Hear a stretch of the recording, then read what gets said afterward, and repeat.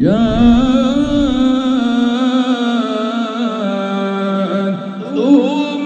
رسلهم بالبينات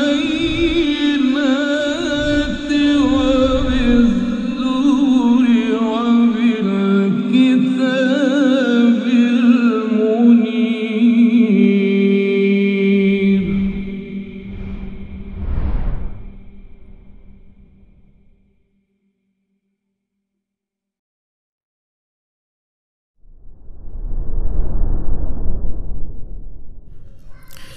Assalamualaikum warahmatullahi wabarakatuh.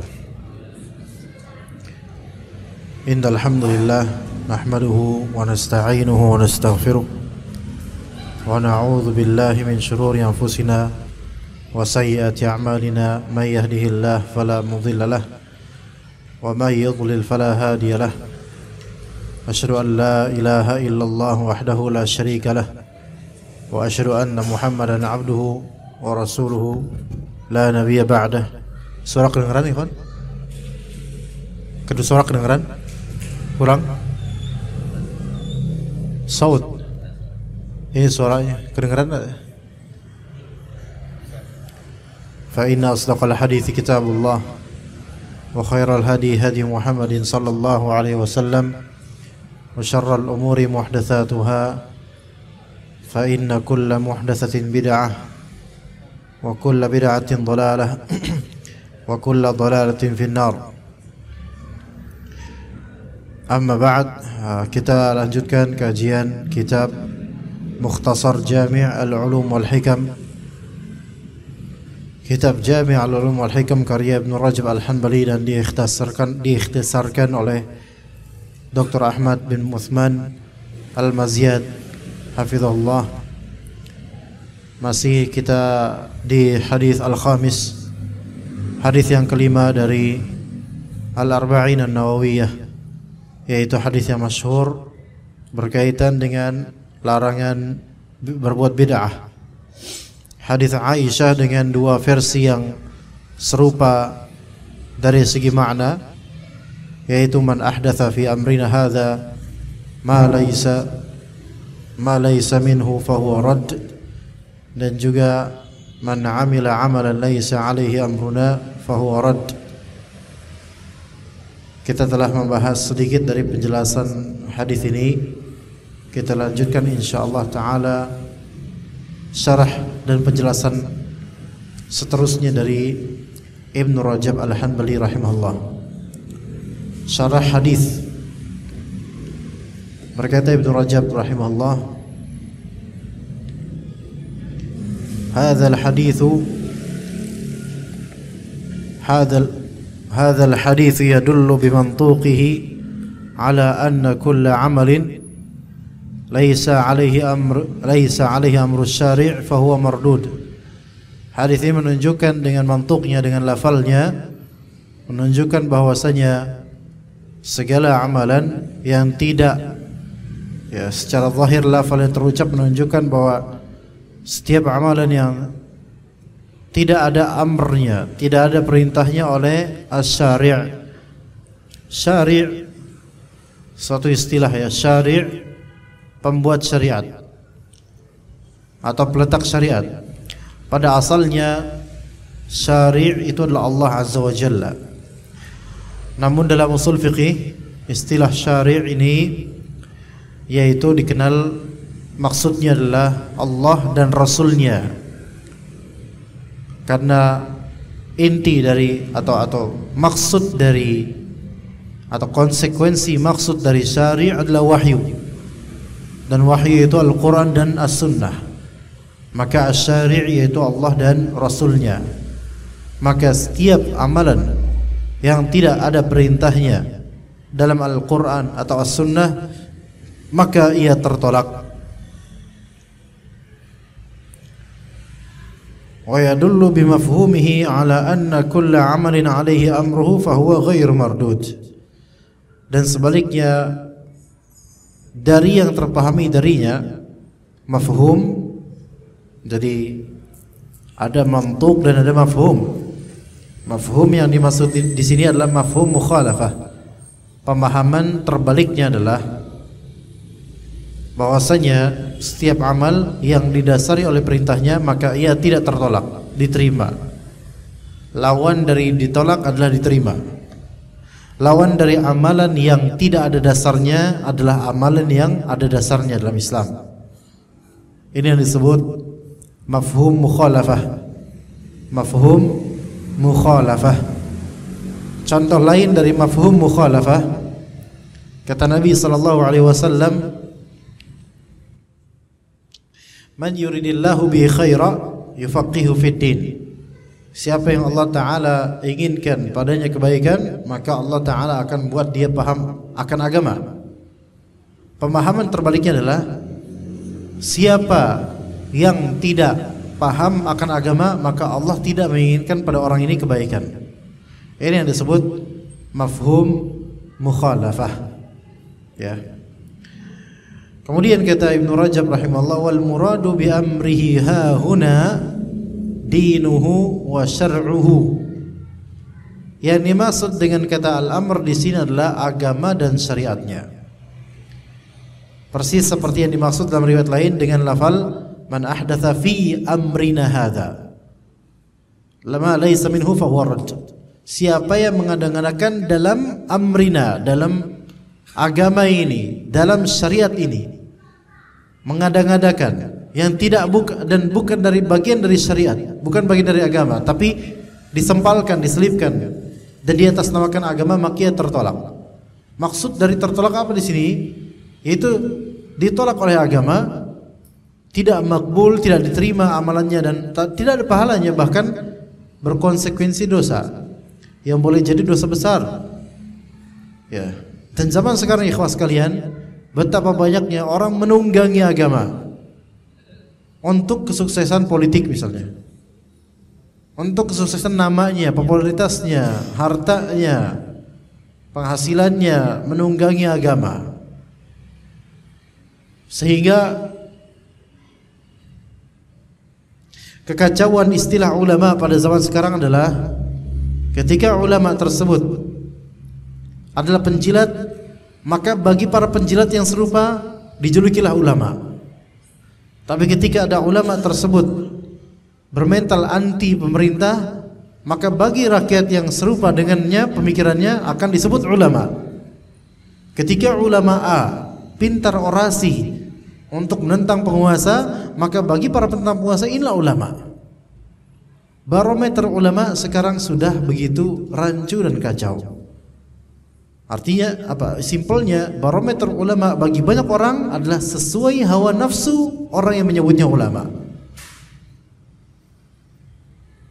Bagi pecinta musik, maka ulama yang membolehkan musik, maka dia disebut ulama. Adapun yang mengharamkan musik, maka disebut bukan ulama. Bagi yang pecinta demo pun, orator, ustadz atau dai, kondang orator pun juga akan disebut ulama.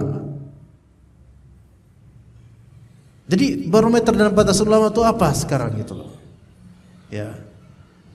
Nah, sementara banyak dari orang-orang yang berjubah atau orang-orang yang memakai pakaian agama, mereka memasukkan dalam agama Islam, dalam keagamaannya kaum muslimin, hal-hal yang tidak ada dalam agama. Hal-hal yang tidak ada dalam agama, tidak ada contohnya, tidak ada syariatnya.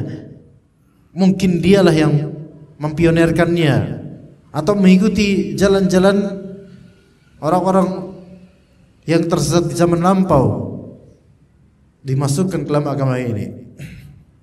Jadi itu tertolak. Kemudian aqsamul a'mal, macam-macam amalan. Kata Ibnu Rajab rahimahullah, wal a'malu qisman. Amalan ada dua macam. Ada dua macam. Ibadat wa muamalat. Amalan itu dua macam. Yang pertama ibadah. Amal ibadah kita maksudnya masyhurnya di kita amal ibadah. Dan yang kedua adalah muamalat. Kalau ibadah itu lebih dekat ke hablum minallah, adapun muamalat lebih dekat ke hablum minan nas. Dan kedua-duanya adalah amalan. Hanya saja kalau amalan ibadah, maka ini aturannya sangat ketat dan sifatnya umumnya tauqifi, yaitu harus sesuai dengan nas dan dalil. Harus ada dasarnya dalam agama, karena ini ibadah. Urusannya diatur oleh Allah Azza wa Jalla. Muamalat, iya muamalat diatur oleh Allah Azza wa Jalla. Namun umumnya perkaranya lebih luas. Makanya para ulama rahimahullah, ulama Ahlus Sunnah wal Jamaah, mereka mempunyai kaidah al-aslu fil ibadati al-haram hatta yadulla ad-dalilu 'alaiha. Asalnya ibadah itu dari segi praktiknya adalah haram sampai ada dalil yang menunjukkannya. Ya. Baik. Asalnya ibadah secara praktiknya adalah haram, jangan dilakukan dulu sampai ada dalil yang menunjukkannya. Itu kaidah. Oke. Mungkin ada pertanyaan, lalu bagaimana dengan ayat Allah Azza wa Jalla, ya ayuhan nasu u'budu rabbakum, atau ayat Allah Azza wa Jalla, wa'bud rabbaka hatta ya'tiyakal yaqin, atau ayat Allah Azza wa Jalla, wa'buduhu wa la tusyriku bihi syai'a. Dan ayat-ayat lainnya yang menunjukkan perintah kewajiban untuk beribadah. Tapi tadi kita bilang kaidahnya apa? Asalnya ibadah adalah haram. Maka kita katakan secara praktik dan tata cara eksistensi ibadah asalnya adalah haram kecuali ada dalil yang mendukungnya. Kita enggak mengatakan bahwa ibadah itu haram mutlak. Tapi lalu bagaimana dengan perintah-perintah untuk beribadah? Perintah untuk beribadah adalah asal tujuan manusia diperintahkan untuk ibadah. Tetapi ketika mereka ingin merealisasikan ibadah, mereka harus menahan diri terlebih dahulu sebelum mendapatkan dalil yang menunjukkan akan benarnya tata cara ibadah tersebut. Tugas kita jelas ibadah. Jadi dalil bahwasanya asalnya ibadah secara penciptaan manusia adalah wajib. Tapi asalnya ibadah secara praktiknya segera itu adalah haram kecuali ada dalil yang mendukung tata cara tersebut. Baik. Itu masalah ibadah. Adapun yang kedua, amalan yang kedua yang disebut tadi al-muamalat. Muamalat umumnya lebih condong atau lebih dominan ke hablum minan nas. Maka kaidahnya adalah al-aslu fil muamalati al-ibahah. Asalnya muamalat itu adalah boleh. Dan muamalat di sini cakupannya umum lebih banyak didominasi ke masalah jual beli, ke masalah akad, pokoknya ke masalah akad jual beli. Ya, asalnya hukumnya adalah boleh. Ya, taib itu dari segi amal. Jadi amalan terbagi menjadi dua. Imma dia amal ibadah, imma dia amalan muamalah. Amal ibadah ini lebih dominan ke masalah hablum minallah. Maka jelas ada aturannya dari Allah. Dan hukum asal ibadah untuk dari segi diciptakannya jin dan manusia adalah wajib. Tetapi hukum ibadah dari segi prakteknya untuk mempraktikannya adalah haram sampai dia tahu ada dalil yang menunjukkannya. Sampai dia tahu ada dalil yang menunjukkannya. Baik. Muamalah ini lebih dominan hablum minan nas. Dan hukum muamalat pada asalnya adalah yaitu mubah. Mubah. Hukum asalnya adalah mubah. Ya, tetapi tetap ya bukan berarti hukum asalnya mubah terus kita enggak usah belajar gitu, enggak. Perlu sekali belajar muamalat. Baik, kemudian fa ammal ibadat fama kana minha kharijan an hukmillahi wa rasuli bil kulliyah fahuwa mardudun ala amilihi. Adapun mengenai ibadah, maka ibadah yang keluar dari hukum Allah dan Rasulnya secara keseluruhan, maka ia ibadah yang tertolak. keluar dari hukum Allah, baik dari segi apa? Baik dari segi eksistensi jenis ibadah tersebut memang tidak ada syariatnya, atau dari segi tata caranya memang tidak ada syariatnya seperti itu.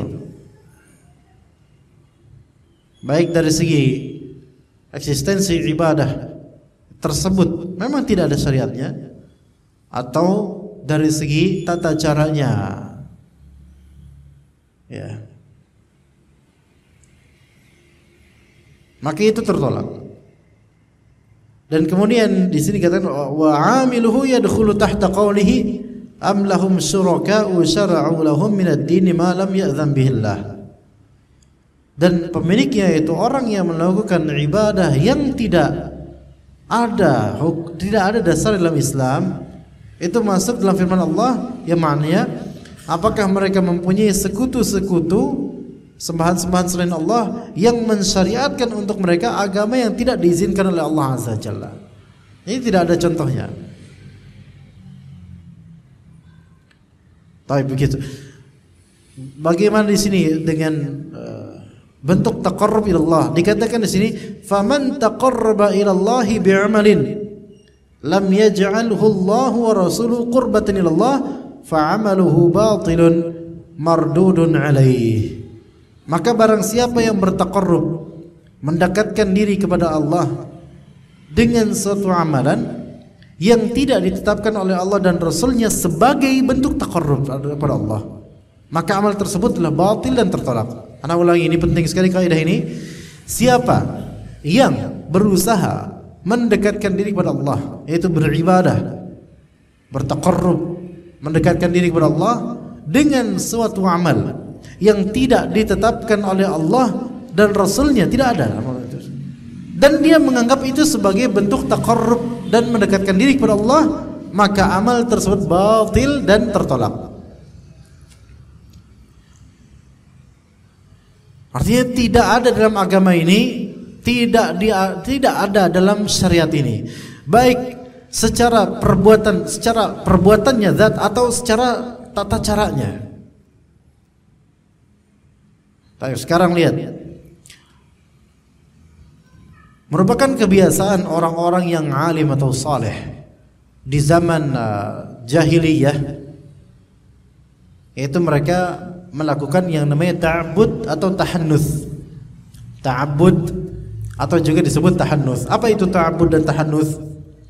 Ta'abbud atau tahannuts adalah berdiam diri di tempat yang jauh dari manusia untuk bertafakur dan mendekatkan diri kepada Allah. Ketahuilah bahwasanya orang-orang jahiliyah, orang-orang musyrikun Quraisy, dari yang memang tidak berbuat syirik, masih di agama millati Ibrahim. Jadi di zaman jahiliyah itu umumnya masyarakat sudah menyembah berhala, ini musyrikun khalas. Tapi masih ada individu-individu yang istiqamah dan mengikuti millahnya Ibrahim alaihissalam dan tidak pernah berbuat syirik, tidak minum khamr. Di antaranya Nabi Muhammad bin Abdullah alaihissalam. Beliau tidak sedikit pun berbuat syirik. Beliau tidak sedikit pun minum khamr. Juga di antaranya Abu Bakar As-Siddiq radhiyallahu anhu.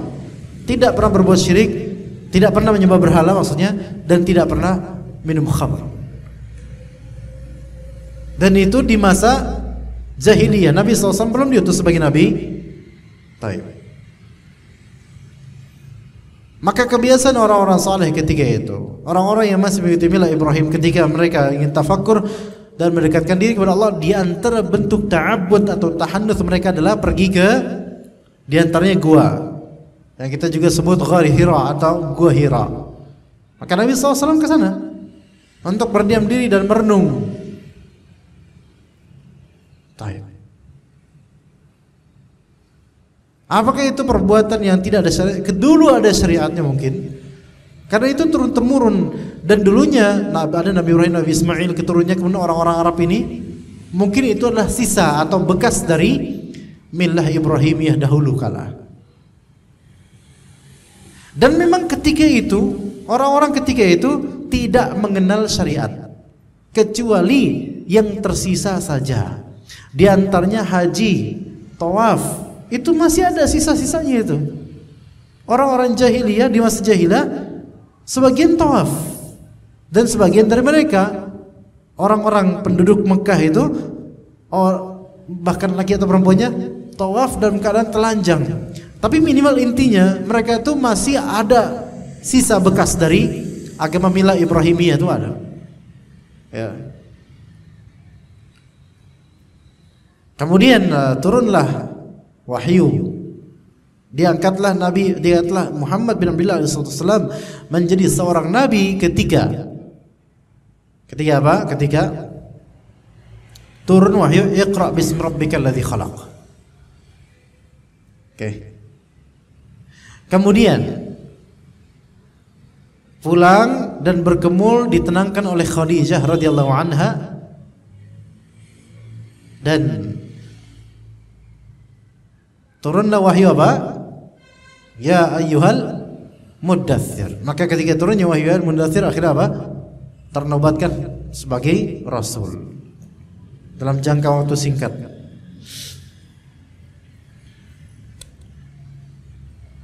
Bagaimana dengan sebagian dari kalangan sufi atau mutasawwifah? Mereka kemudian melakukan khalwat, maksudnya khalwat bersama Allah, khalwat ini menyendiri bersama Allah, dan tafakkur, ta'abud, tahannuts di tempat-tempat sepi, di goa-goa, di bawah pohon, di petilasan ini, di kuburan keramat itu. Gimana? Bid'ah atau tidak? Nah itu. Jadi ya, tertolak atau tidak? Ini perlu dipikirkan nanti kalau ditanya itu tertolak atau tidak amalan tersebut. Gimana jemaah? Jawabannya tertolak atau diterima? Bid'ah atau tidak? Bid'ah. Kenapa bid'ah? Bukankah Rasulullah SAW telah melakukannya? Kalau misalnya bertapa di gua ternyata dibid'ahkan, berarti antum sama dengan membedakan Rasulullah SAW. Ini subhat, gimana jawabnya ikhwan? Jawabannya lah antum gak bisa membedakan antara periode belum terjadi tasri' syariat dengan periode sudah terjadi tasri' atau pensyariatan. Ya kan? Terjadi, beliau SAW berta'abbud di Gua Hira. Itu kan sisa dari apa? Dari mungkin sisa dari milah Ibrahimiyah zaman dahulu.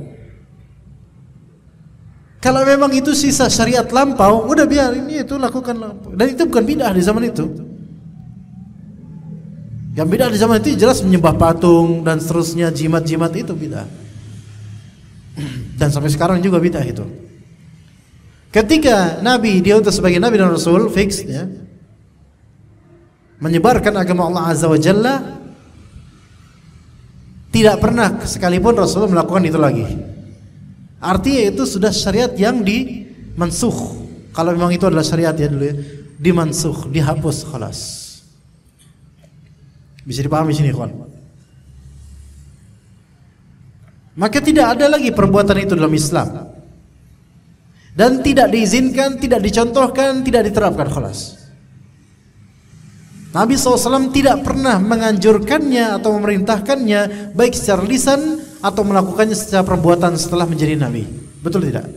Tidak ada. Lebih dominan apa? I'tikaf di masjid, salat tahajud di rumah. Enggak perlu lagi ke tempat-tempat seperti itu. Tapi kenapa kok anda memvonis bid'ah? Karena sekarang syariatnya adalah syariat Nabi Muhammad SAW, dan syari' sekarang siapa? Allah dan Rasulnya alaihissalam. Maka selama tidak ada dasarnya dalam Al-Quran dan hadis, maka khalas. Tapi kan itu riwayat, bukannya itu Sahih Bukhari, hadis riwayat Aisyah di kitab Badil Wahyi di Sahih Bukhari. Ya betul, itu emang ada di hadis, tetapi itu menghikayatkan kejadian peristiwa sebelum beliau diangkat sebagai Nabi dan Rasul. Maka itu sudah lampau, khalas, tidak dilakukan lagi sekarang. Berarti yang Rasulullah lakukan itu sesat dong.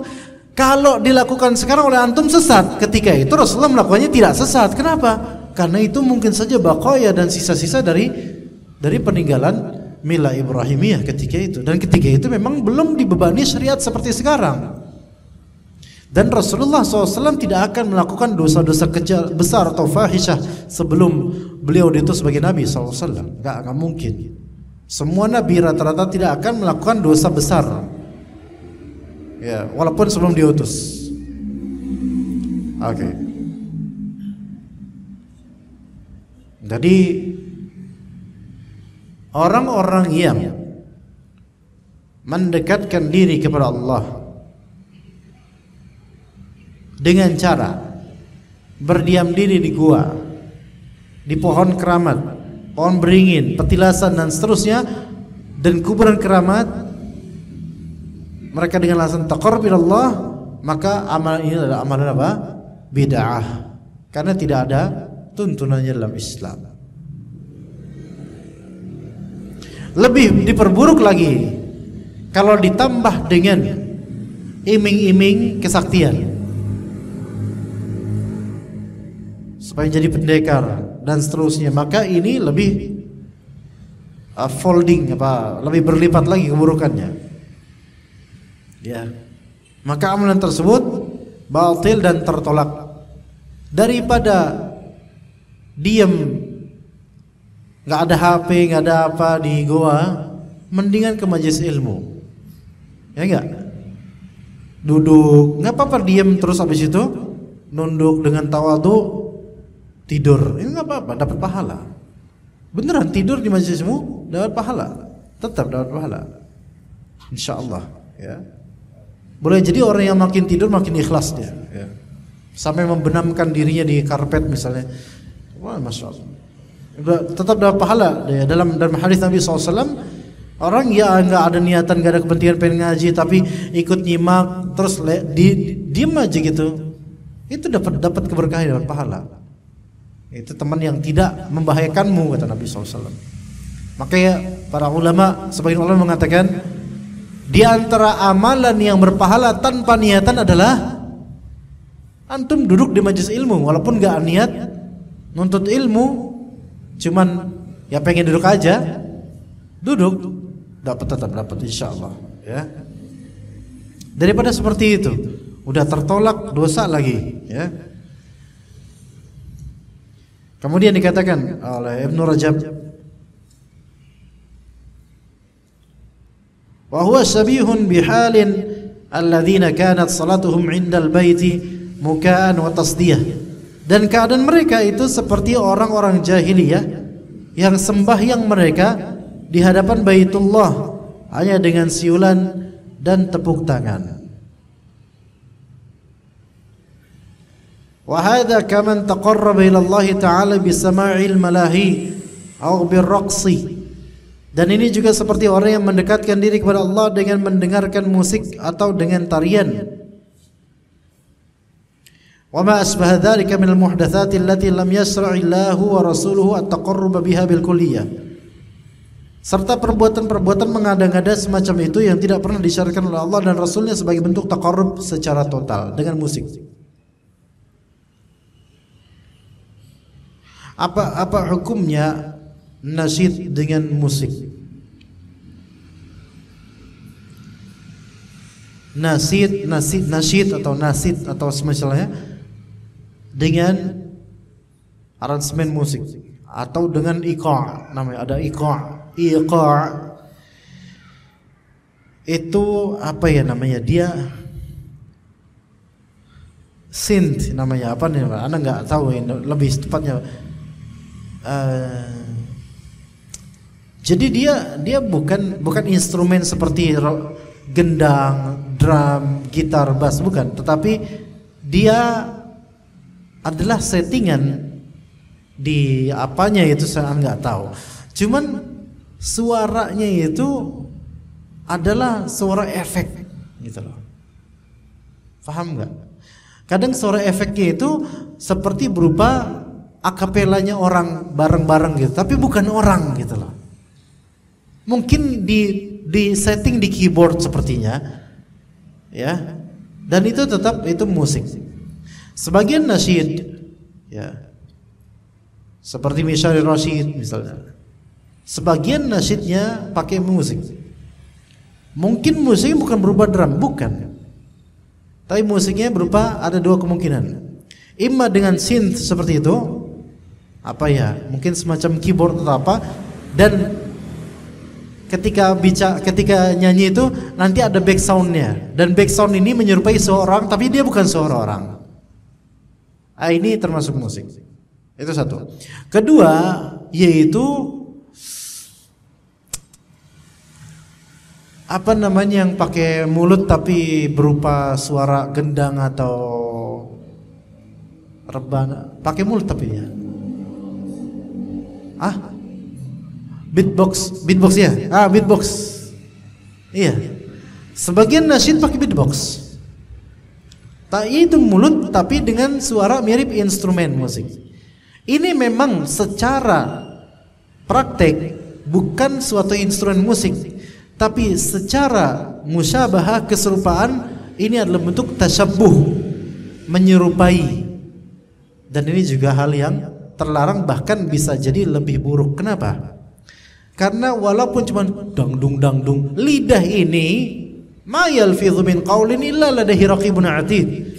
Yang terlafalkan di lidah itu tetap akan dicatat oleh raqib atid.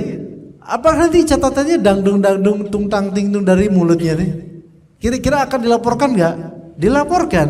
Maka sama ini hukumnya. Bahkan lebih konyol. Kenapa enggak sekalian? Kenapa enggak sekalian? Ada namanya beatbox, Pak. Sampai ada battle-nya itu. Dan kalau antum lihat itu ajaib. Mulut mereka bisa menyerupai persis dengan instrumen, bahkan dengan instrumen keyboard, bahkan seperti gitar kadang-kadang. Itu gimana cara formasinya itu, giginya itu, lidahnya gimana, itu bisa mereka. Namun ketika antum suruh mereka baca Quran, mereka seburuk-buruk makhluk yang baca Quran mungkin. Iya, ada sampai battle-nya itu beatbox itu. Sampai anda pikir, astagfirullah, kok bisa seperti ini? Sebagian muslim memang, mau muslim mau kafir, tapi ini manusia, bagaimana bisa itu mulut seperti itu? Masya Allah. Ya bagaimana mau bilang Masya Allah, bukan kagum ya, tapi takjub karena kok ada makhluk tuh kayak gini gitu loh. Ya. Maka berta'abbud, yaitu mendekatkan diri kepada Allah dengan menyimak nasyid-nasyid yang di dalamnya ada seperti itu, maka ini termasuk suatu bentuk kebid'ahan. Tapi saat yang ana rasakan ketika mendengar album ini album best of the best loh, saat nasyidernya dari Malaysia, nadanya itu, cengkoknya itu asik banget, Ustaz. Inilah kebid'ahan. Antum bayangkan kalau sahabat kayak antum, nggak maju bangsa ini, Islam ini nggak maju. Tapi Ustaz, kan ini kan namanya ya hiburan, saat antum tuh beragama tuh mau ngehibur diri atau apa? Atau antum mau healing, bahasa sekarang healing dia. Enggak. Ustaz kaku banget sih. Bukan kaku, emang Islam seperti ini. Seandainya nasyid-nasyid antum itu memang merupakan bagian syar'i dalam agama yang diperintahkan, tentu sudah disiarkan oleh Rasulullah SAW. Emang di zaman Rasulullah gak ada nasyid? Zaman Rasulullah itu zaman development dan perkembangan peradaban syair, yang sampai sekarang gak ada yang bisa mengalahkan syair-syair Arab sebenarnya. Dari segi lafalnya dan i'jaznya luar biasa syair Arab itu. Makanya Al-Quran datang, Allah Ta'ala turunkan untuk mengalahkan syair-syair itu, sehingga tidak bisa. Iya. Lah terus apa hubungannya sama musik? Lah musik itu kan kaitan dengan syair, itu kuat kaitannya. Antum dengerin instrumen doang, bosen antum. Butuh apa? Butuh lirik, namanya lirik. Butuh lirik. Sekiranya memang dakwah dan nada itu adalah metode yang the best dalam menyebarkan Islam, maka tentulah Rasulullah paling awal melakukannya. Karena zaman itu Di zaman Rasulullah SAW itu bahasa itu luar biasa, syair itu luar biasa. Memang syair-syair mereka ketika baca mungkin ada nadanya, tapi cuma nada syair doang, enggak pakai kincringan dan semisalnya, gitar, gendak dan serbana dan seterusnya. Begitu cuma. Tapi kayak itu zaman Rasulullah saat.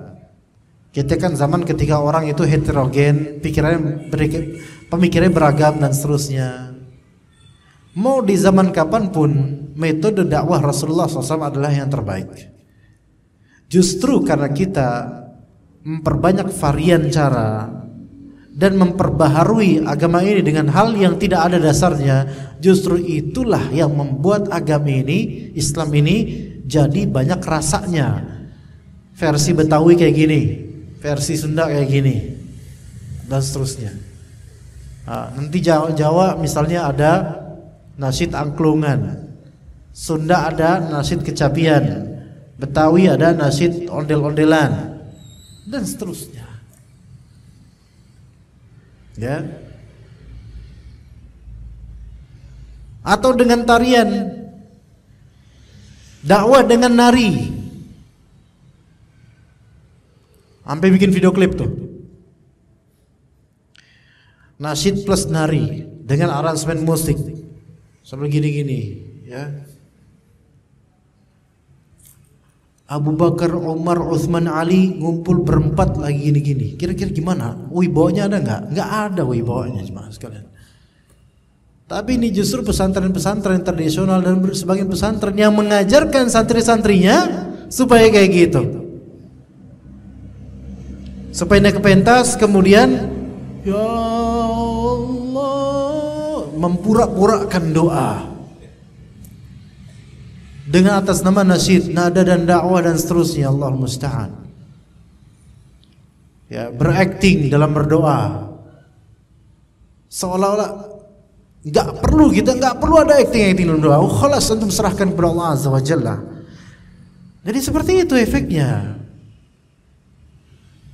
Tarian-tarian, gerakan-gerakan, walaupun memang tariannya itu tarian yang seolah-olah dia sedang berdoa, tapi antum lihat klip-klip dari kasidahan, marawisan dan semisalnya, langitan dan semisalnya itu. Santriwati di belakang, santriwan di depan, di video klip kemudian santriwati ke kanan, santriwannya ke kiri gini. Ini apa? Hah? Bayangkan sahabat Nabi berjejer dan sahabiat berjejer, bayangkan. Kemudian kayak gitu, diketawain sama Abu Lahab. Ente pada ngapain? Gitu loh. Sekarang malah dijadikan apa? Dakwah. Siapa konsumennya? Ya penikmat musik. Iya enggak? Coba kalau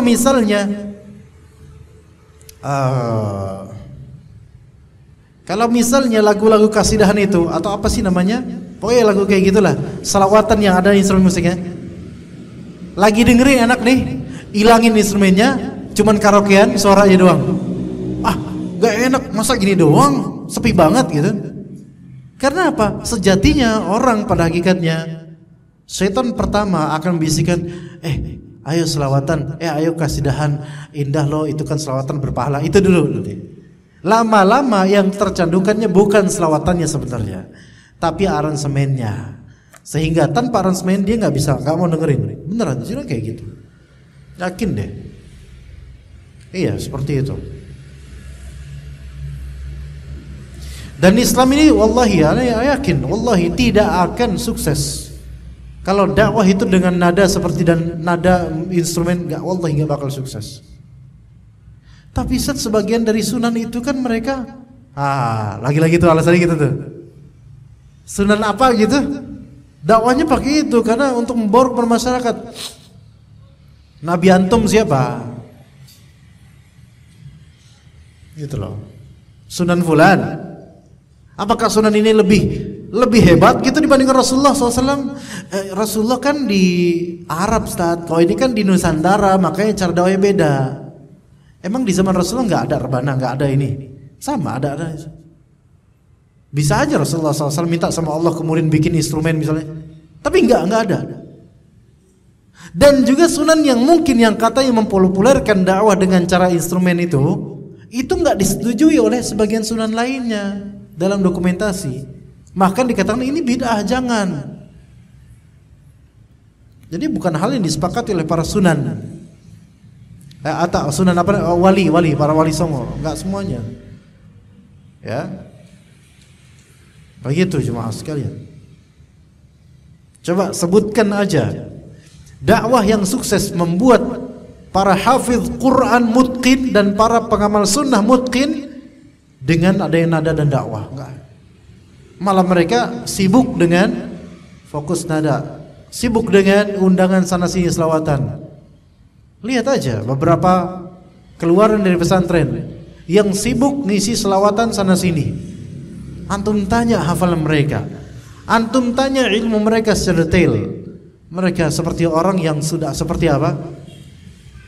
Seperti kayu yang dalamnya sudah nggak ada apa-apa lagi. Antum bejek kayak gini udah keropos, khalas. Hilang ilmunya karena kebiasaan dengan nada dan amplop. Jangankan yang itu, bahkan yang Al-Quran saja, Al-Quran ini, Al-Quran kalamullah, diajarkan di pesantren hanya diajarkan nada, bukan makna, bukan tadabbur, bukan pengamalan, nada. Ayo jemaah sama-sama kita ulangi, kita maqam rost sekarang. Nggak boleh ada yang nggak boleh beda nadanya. Alhamdulillahi Rabbil Alamin. Ulang. Bukan mana yang diajar, bukan. Akhirnya keluarlah qori-qori yang nanti qori-qori ini tersibukkan dengan nada dan undangan dan amplop. Dan ketika antum bertanya pada qori-qori yang faham semua maqamat dari Rast, Hijaz, kemudian maqam Sika dan maqam Nahawan, Bayati dan seterusnya, faham betul, sampai bisa mengalihkan dari Bayati ke Sika gimana caranya, bisa hafal dia caranya gimana, cengkoknya gimana, jawab terhadap Rast gimana dan seterusnya. Masya Allah, itu luar biasa. Diajarin itu, mutqin dari segi itu. Antum tanya aja tafsirnya di beberapa ayat, tolong tafsirkan ayat ini. Gak ngerti apa-apa dia, gak ngerti apa-apa. Karena dipenuhi dengan apa? Nada. Ini salah. Ya. Kemudian menganggap bahwasanya kalau misalnya lagu tersebut pakai nada Arab atau pakai apa? Gitar Arab itu Islami nih. Islami apanya Islami? Sejak kapan Islami pakai gitar Arab Islami? Islami itu mengikuti sunnah Nabi SAW, itu Islami, dan gak ada sunnah Nabi seperti ini. Ya, nggak ada. Dan nada-nada seperti tadi, nada-nada seperti tadi, walaupun kalau seseorang tanpa takalluf, tanpa maksain diri dia bernada mirip seperti nada seperti itu, nggak masalah insyaallah. Tapi pada asalnya nada-nada seperti ini, kalau maqamat itu langgam-langgam, kalau sengaja dipelajari dengan notes-notes ya, seperti musik, dan itu memang asalnya dari sana, itu haram hukumnya. Ya. Saya kasih contoh jemaah. Ada maqam soba kalau salah. Seperti ini. Bismillahirrahmanirrahim. Alhamdulillahi Rabbil Alamin. Itu maqam soba. Biasa dengar kan? Kalau bacanya biasa tanpa dipelajari detail, tanpa dirosat, itu nggak masalah, asal tidak membebani diri, ya kan? Ar-Rahmanir Rahim, Maliki Yaumiddin. Itu kan kita dengar biasa ya. Apakah ada lagu-lagu Arab seperti itu? Iya ada. Iya. Ya. Contohnya, Bismillah tawassalna billah. Mirip gak? Bismillah tawakkaltu 'ala Allah. Mirip. Ini namanya maqam. Yang pertama tadi ini itu Al-Quran, Al-Fatihah. Yang kedua tadi itu lagu. Mirip gak? Mirip. Karena maqamat pada asalnya itu adalah dari notes do, re, mi, fa, sol, la, si, do diatur bagaimana dan seperti kebiasaan orang-orang di Arab atau Persia. Gitu. Dan itu yang diajarkan itu. Dimungkinkan itu si hafiz atau pembaca Qur'annya. Semakin dia bisa melengking, semakin top. Makanya antum dapatkan brokoli itu sampai hampir keluar uratnya itu sampai nggak betah di tubuhnya itu. Habis selesai bacaan, langsung jumpa Allahu Akbar, kayak lagi Idul Adha. Dan ini diingkari oleh para ulama Ahlus Sunnah wal Jamaah. Kan antum sering dapetin tuh qari ya. Ma wadda'aka rabbuka wa ma qala. Langsung Allah. Ini kebidahan. Ngapain antum? Kenapa antum manggil-manggil Allah Azza wa Jalla setelah dengar ayat tersebut? Apakah itu dilakukan para sahabat Nabi? Enggak, saat ini refleks aja. Itu refleks antum, kebiasaan itu yang membuat antum sholat biasa. Itu enggak ada di zaman Nabi dan itu enggak ada. Para ulama enggak kayak gitu. Walal akhiratu khairul laka minal ula. Allah lagi. Ya, banyak kayak gitu kan? Ada kayak gitu. Nanti kalau sampai ngelengking, selesai ngelengking langsung Allah. Langsung teriak semua seperti ada apa ini orang-orang. Terus membaca ayat neraka, ayat tentang neraka tuh, azab, ya, bacanya keras tinggi. Selesai bacaan langsung pada Allahumma sholli wa sallim alaih. Mas, antum tuh lagi diingatkan tentang neraka. Kok habis itu selawat apa? Ngerti nggak sih sebenarnya? Inilah orang cuman fokus nada, kenikmatan nada, tapi tidak ke makna. Itulah ketika syaitan membelokkan seseorang tuh dari yang lebih baik menuju yang lebih rendah darinya. Begitu jemaah sekalian, itu diantara sampel yang harus kita juga ungkap. Walaupun pasti banyak orang menentang hal seperti ini karena mereka tidak tahu, dan hal seperti ini seolah-olah wajar di kalangan kaum muslimin, padahal enggak. Ya, wa sallallahu ala nabiyyina Muhammad wa ala alihi wa sahbihi ajma'in. Subhanakallahumma bihamdika asyhadu an la ilaha illa anta astaghfiruka wa atubu ilaik. Wassalamualaikum warahmatullahi wabarakatuh.